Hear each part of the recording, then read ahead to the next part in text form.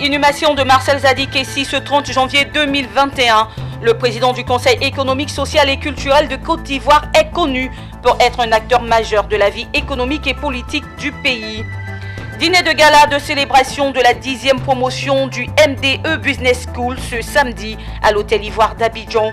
Et puis rentrée solennelle nationale de la Jeune Chambre internationale ce 30 janvier à Yamoussoukro, capitale politique de la Côte d'Ivoire.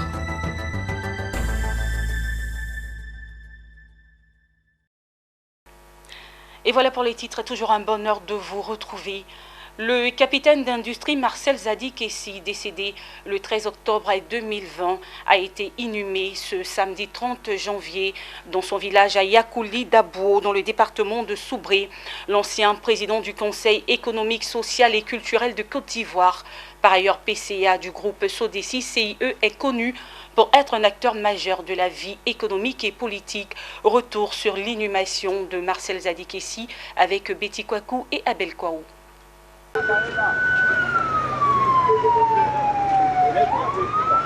Dans le centre-ouest de la Côte d'Ivoire, le temps semble s'être arrêté au village de Yakouli Dabo, dans le département de Soubré.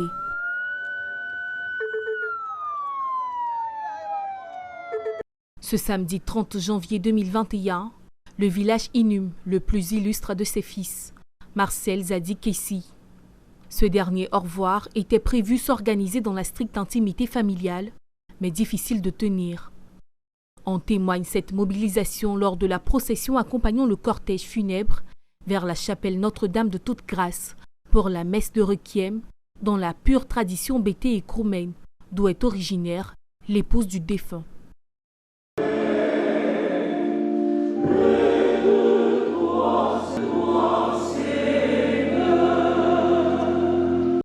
L'église de Yakouli Dabo, construite par Marcel Zadi Kessi, est vite devenue exiguë pour l'occasion.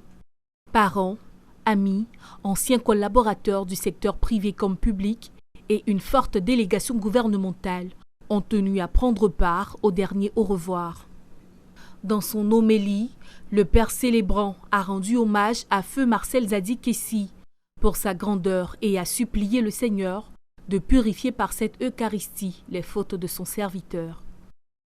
Le nom de Marcel Zadi Kessi rythme également avec la marche de la vie politique ivoirienne. Avant son décès, il était vice-président du plus vieux parti politique de Côte d'Ivoire, le PDCI-RDA. Il a été un modèle, un exemple de simplicité, d'humilité, de rigueur dans le travail, et puis de partage. Marcel Zadi Kessi était aussi un homme d'État. Il était l'ancien président du Conseil économique, social, environnemental et culturel, CESEC. Feu Zadi Kessi Marcel, un homme de grande vision, un homme de conviction, un humain, un humaniste et quelqu'un d'extraordinairement social, qui aimait l'homme et qui aimait aider, qui était toujours à l'écoute des uns et des autres et qui était toujours prêt à donner des conseils et à prodiguer des conseils à chacun. Tout ce que nous disons, c'est peu par rapport à l'égard et la dimension du président Zadi. Que son âme repose en paix et qu'il soit parmi les anges auprès de Dieu. Au-delà de tous les lauriers glanés par Marcel Zadi Kessi, sur le plan national et international, dans son village de Yakouli Dabo, il est littéralement le fils du terroir, celui qui a fait du développement partagé à la base une réalité. Grâce à cet ingénieur des techniques d'équipement rural, le nom du village a traversé les frontières ivoiriennes pour se poser en modèle africain de développement local. Sous son impulsion, ce hameau s'est transformé en une ville moderne avec toutes les commodités: eau, électricité, école, centre de santé, radio communautaire, bitume. Il a également aidé les populations à s'enrichir dans la culture de l'éveilla et du cacao. Il nous a aimés. Il a aimé le village. Pour avoir un homme comme ça, il faut 100 ans. Moi, j'ai pris le Seigneur pour qu'il nous donne encore quelqu'un qui peut quand même diriger le village, la région de la Nawa, et qui peut diriger aussi, pourquoi pas, toute la Côte d'Ivoire.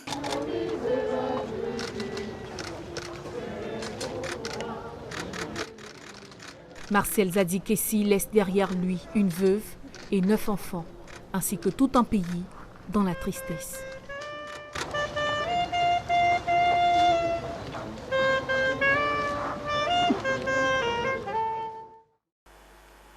Parlons formation à présent. Ils sont au nombre de 24 leaders et cadres d'entreprises titulaires de l'Advanced Management Programme en abrégé AMP initié par le MDE Business School. Le programme permet aux managers seniors d'améliorer leur prise de décision, de développer leur talent de leadership et de renforcer leurs connaissances pratiques. Les impétrants ont été gradués le week-end dernier lors d'une cérémonie faite en leur honneur au Sofitel Hôtel Ivoire, nous disent Daniel Kodjo et Richard Akeke. Sofitel Hôtel Ivoire d'Abidjan, salle des fêtes. 24 managers issus de divers secteurs d'activité reçoivent leur certification de fin de formation.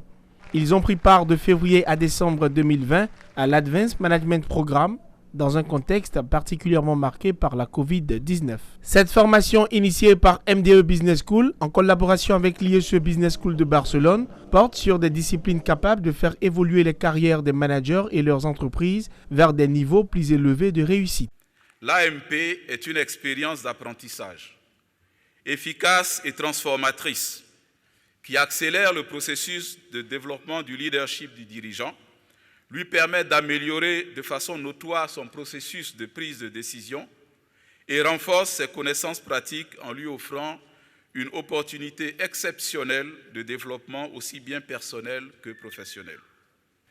Nous avons compris que rien ne pouvait ni ne devrait nous arrêter si nous étions capables de nous réinventer, de nous adapter constamment. Les cas pratiques étudiés, les échanges d'expériences nourris avec nos distingués professeurs de M2 et de l'ISE, tous des managers de haut niveau, tout comme le partage d'expériences entre participants, nous ont assurément confortés dans cette conviction. Nous avons également profité du carnet d'adresses de tous et de chacun pour créer une solide communauté d'affaires en dépit des vicissitudes liées à la pandémie, et nous ne comptons pas nous arrêter en si bon chemin. L'avènement de l'AMP en Côte d'Ivoire date de 2011. Les 24 impétrants de la 10e promotion font leur entrée dans la famille des alumni du MDE Business School. J'ai bien dit que je suis un autodidacte, c'est-à-dire je n'ai jamais fait de la logistique. Je suis allé à l'école. Après l'école, je me suis lancé et j'ai fait du marketing, j'ai fait du management, j'ai fait du leadership sans le savoir. Mais aujourd'hui, ce programme me permet d'avoir une visibilité réelle sur mon activité. J'ai voulu faire cette formation pour pouvoir améliorer mes capacités de management et donc j'ai pas eu tort de m'inscrire à cette formation. C'est une richesse complémentaire qui est donnée à cette formation à travers les expériences des uns et des autres, à travers leurs apports pendant les différentes séances de formation. Le programme AMP de MDE Business School compte aujourd'hui la participation de 319 impétrants, dont 270 hommes et 49 femmes. L'Hôtel Ivoire d'Abidjan a accueilli le 30 janvier dernier un dîner de gala organisé par le MBE Business School. Il a été question de célébrer la 10e promotion de cette école d'excellence. Une soirée qui a vu la participation de toutes les promotions et a été rehaussée par la présence de l'ambassadeur d'Espagne en Côte d'Ivoire. Le point avec Pierre Tebeu et Richard Akeke. Le samedi 30 janvier 2021, les alumni anciens participants au programme long de MDE Business School se sont donné rendez-vous pour la soirée de gala de leur association. Vêtus des plus belles tenues et accompagnés de leurs conjoints et invités, les alumni ont honoré de la plus belle manière ce grand rendez-vous pour célébrer la 10e promotion de leur école. Aucune promotion n'a voulu manquer à l'appel. Des Mathusalem AMP 2011 aux promotions en cours, toutes ont été fortement représentées. Saisissant l'occasion de ce grand rassemblement, les jeunes de la promotion 2020 ont reconnu l'implication des acquis de l'école à travers la construction des réseaux. Il y a forcément un membre de cette école qui a un poste stratégique et clé de notre pays qui peut débloquer votre situation. Et j'en ai fait les frais moi-même.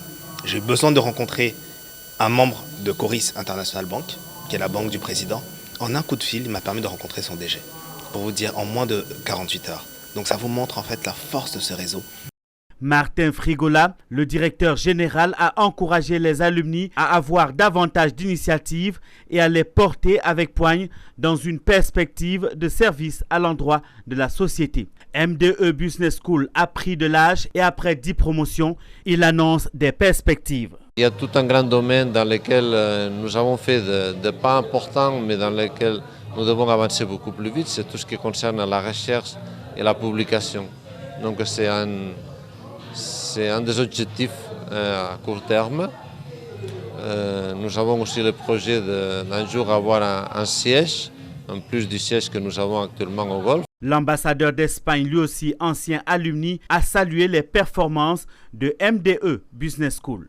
J'ai été très content de les accompagner, mais de surcroît, je dois dire que, à part le réseau et cette chaleur, il y a derrière une formation qui a ses origines dans une école d'affaires espagnole basée à Barcelone, IEC. C'est dans une ambiance familiale pleine de retrouvailles et de belles surprises que la soirée a suivi son cours. Dégustation des mets, discours de présentation des promotions, flashbacks humoristiques sont autant d'éléments qui ont agréablement meublé cette belle soirée. Pour le moins que l'on puisse dire, le dîner gala de cette 10e promotion a tenu toutes ses promesses.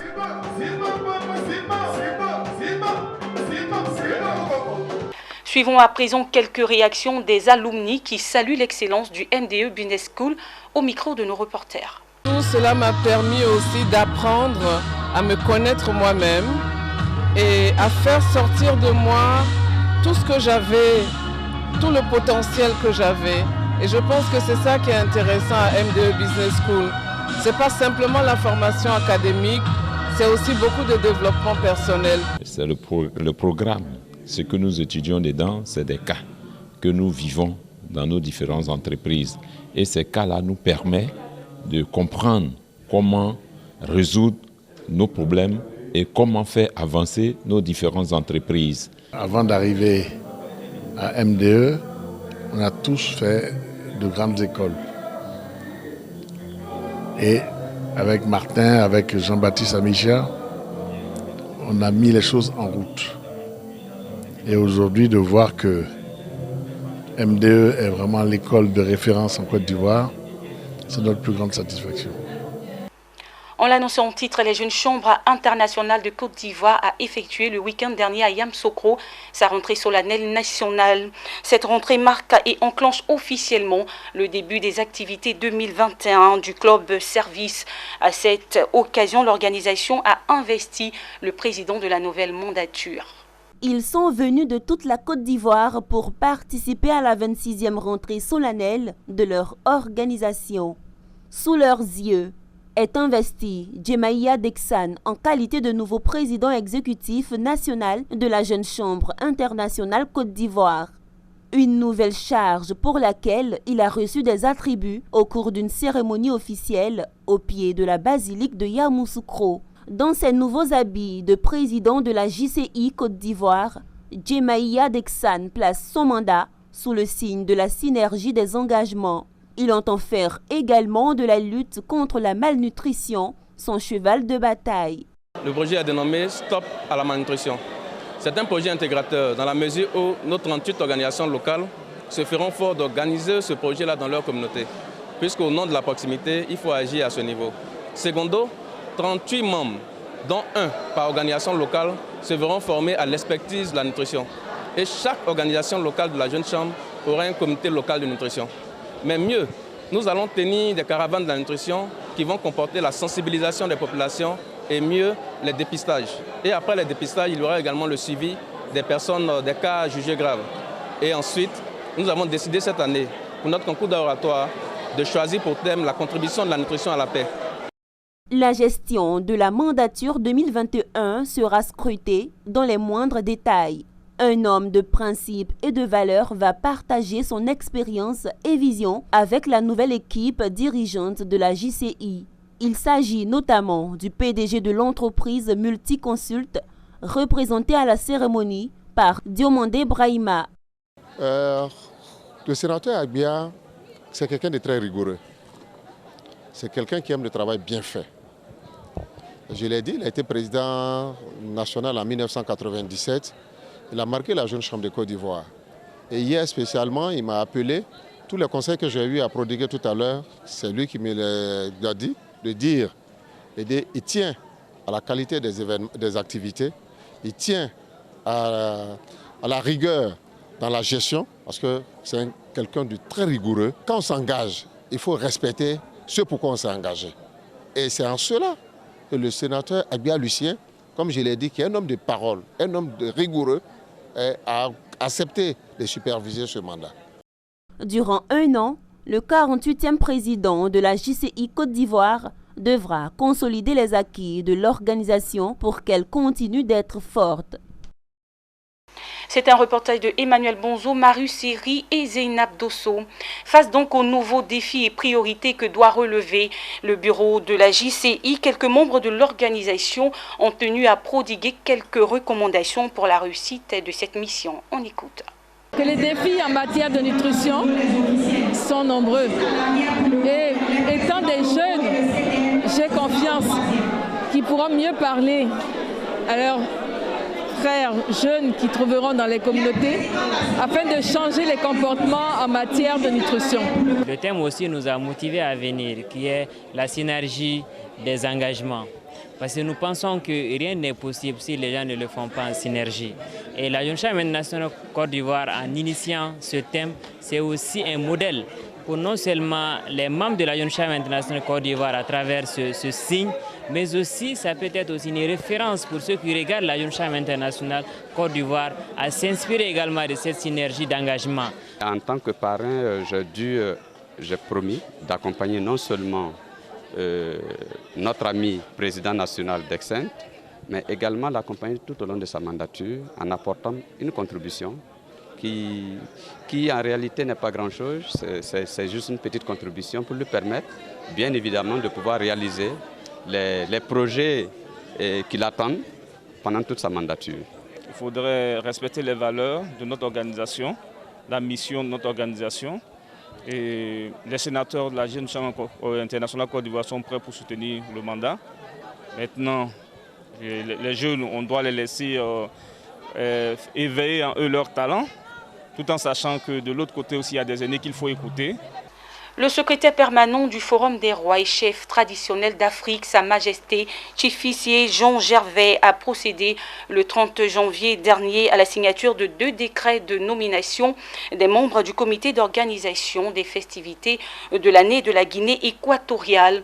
Cette cérémonie a eu lieu en présence du chargé d'affaires de l'ambassade de la Guinée équatoriale à Abidjan. Le reportage de Pierre Tebeu, Ismaël Doza dans un commentaire de Walter Kofi. Les 2 décrets signés ce jour lèvent le voile sur les personnalités qui vont piloter les festivités de l'année 2021, année de la Guinée équatoriale à Malabo. Chifissier Jean Gervais a choisi comme président du comité d'organisation Émile Bokra et comme secrétaire exécutif René Williams Kwebi. Avec cette nomination, c'est la machine du comité d'organisation pour la célébration de l'année de la Guinée équatoriale par le Forum des rois et chefs traditionnels d'Afrique qui est mise en marche. Ce que nous comptons faire, c'est de mettre au maximum ce projet-là dans le cadre de la communication sur ce qui est fait en Guinée équatoriale, qui peut être un exemple pour plusieurs pays en Afrique. Et c'est surtout ça. Nous allons toucher toutes les couches sociales. Nous sommes là aujourd'hui nommés pour pouvoir réfléchir qu'est-ce que la Côte d'Ivoire peut apporter à la Guinée dans le développement et qu'est-ce que nous pouvons aussi recueillir au bas de la Guinée équatoriale pour faire avancer notre pays. Ce sera un partenariat gagnant-gagnant pour les 2 pays. Pour le chargé d'affaires à l'ambassade de la Guinée équatoriale à Abidjan, la célébration de l'année 2021 comme année de la Guinée équatoriale est la renaissance du modèle de développement de son pays par les membres du Forum des rois et chefs traditionnels d'Afrique. Notre démocratie est exemplaire en Afrique centrale et en Afrique, en tous les pays d'Afrique.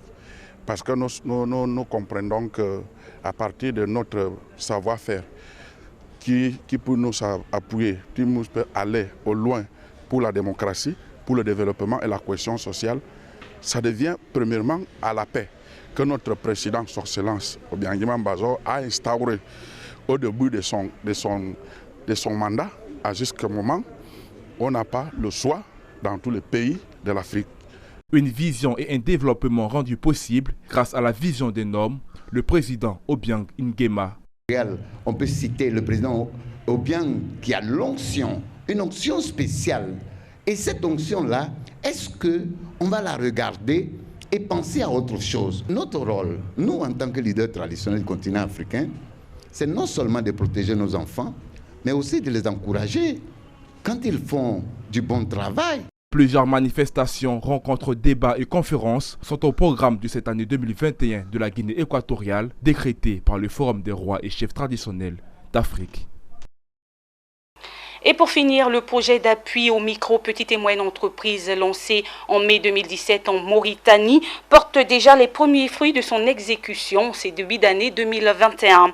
Il a permis de créer plus d'1 millier d'emplois et de lancer plusieurs centaines de micro, petites et moyennes entreprises, selon le rapport de la Banque africaine de développement publié récemment. Le projet a été financé par un prêt de la banque de 3,5 millions de dollars américains et un don de 714 000 dollars du Fonds africain de développement. Ainsi se referme ce journal préparé par l'ensemble de la rédaction. Merci beaucoup de l'avoir suivi. Prenez soin de vous. Au revoir.